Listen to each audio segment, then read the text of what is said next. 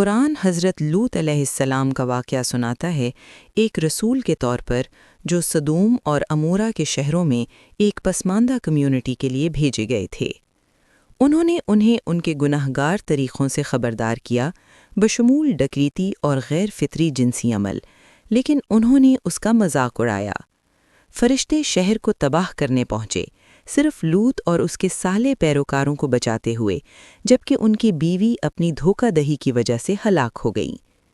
قرآن میں حضرت لوط علیہ السلام کی کہانی کے اہم پہلو۔ مشن: حضرت لوط کو بھیجا گیا تھا تاکہ ان کی قوم کو شدید بے حیائی سے دور رکھا جا سکے، خاص طور پر ہم جنس پرستی، جسے قرآن ایک ایسے جرم کے طور پر بیان کرتا ہے جو پہلے لوگوں نے نہیں کیا تھا۔ لوگوں کا جواب: لوگوں نے لوط کی تنبیہات کو رد کر دیا، انہیں نکالنے کی دھمکی دی اور مطالبہ کیا کہ اگر وہ سچ بول رہا ہے تو خدا کا عذاب لے آئے۔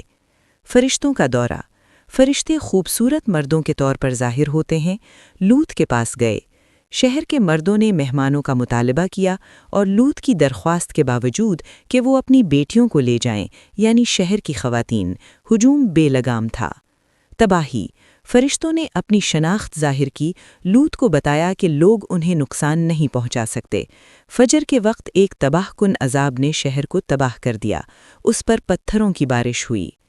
لوط کا خاندان: لوط کو ہدایت دی گئی تھی کہ وہ اپنے خاندان کو لے کر طلوع فجر سے پہلے چلے جائیں، پیچھے مڑ کر دیکھے بغیر، کیونکہ شہر تباہ ہو گیا تھا۔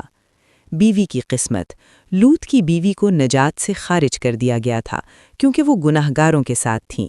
اکثر لوگوں کو مہمانوں کے بارے میں مطلع کرنے کا الزام لگایا گیا تھا۔